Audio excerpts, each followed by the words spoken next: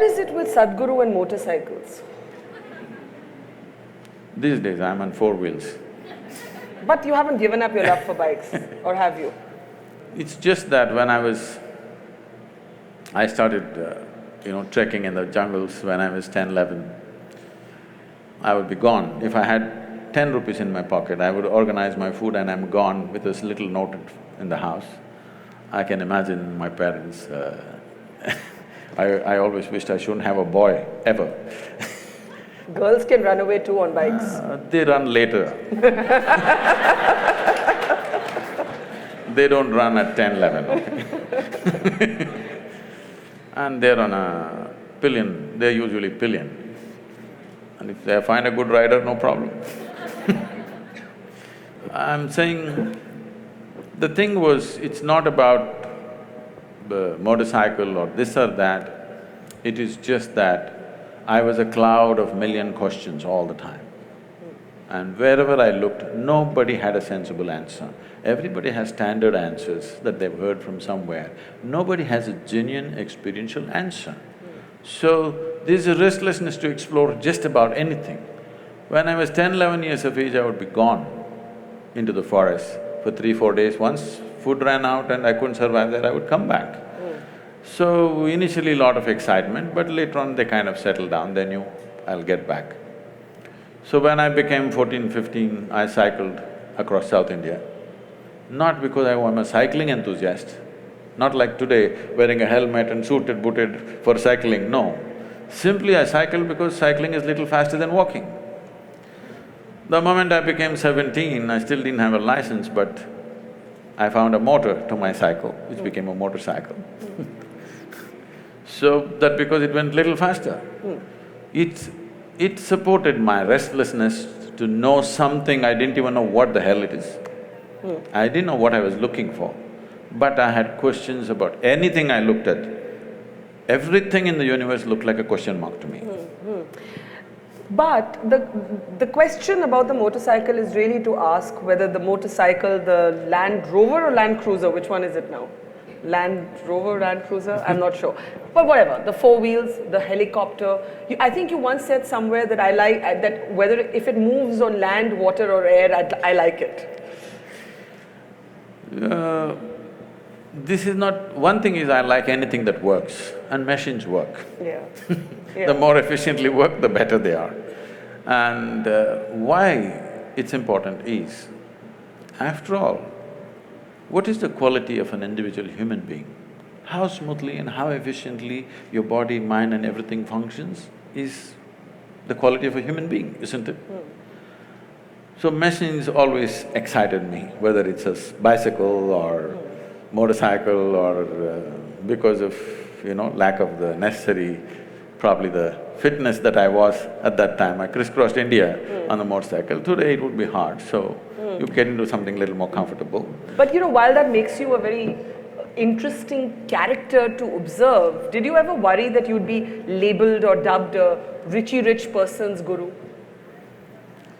This is the Sadhguru who flies his own planes, who likes his BMW, who likes his game of golf, who likes having a little frisbee match on the Let's come to that. See, the thing is,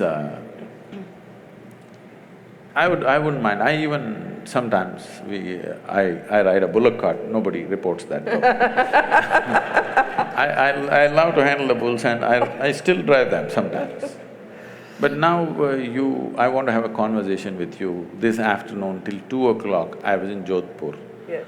I could have come by bullock cart or a camel cart. You had to wait for 5 days. I came on time, you must appreciate that. So it's about efficiency is what you're saying? Yes.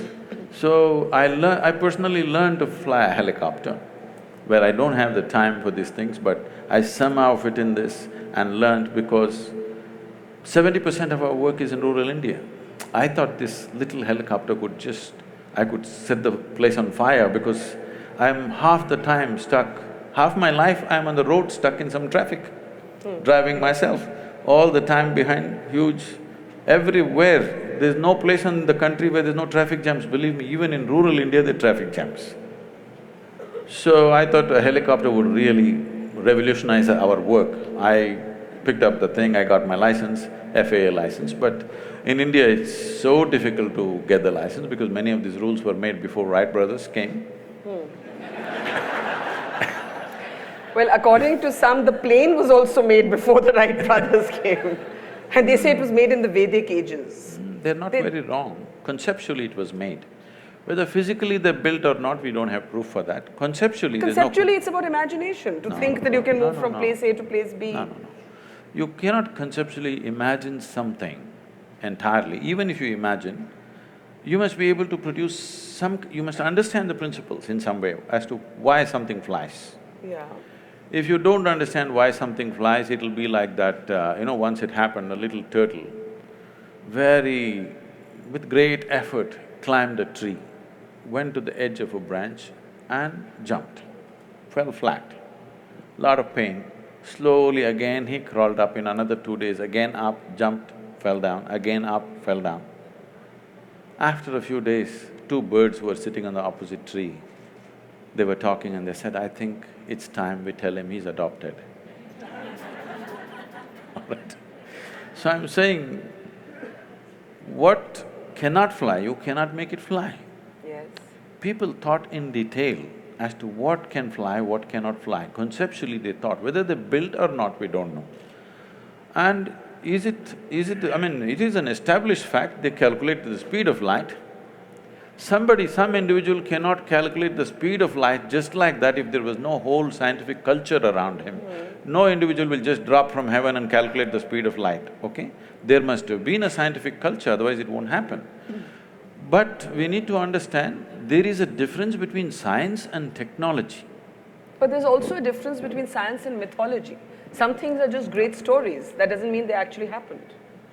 See, for example, there are images or there are sketches which probably somewhere between 3,000 to 4,000 years ago were made, where it clearly shows a turtle and a round planet sitting on it and going around. Turtle is the best example, best analogy for a planetary movement, because a turtle cannot accelerate.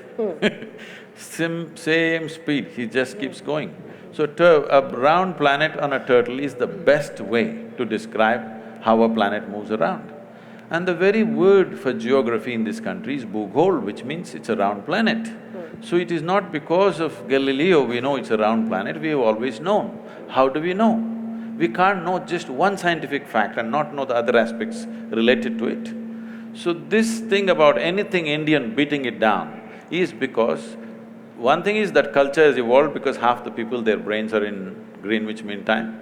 They've still not gotten out of the 1948, whatever happened.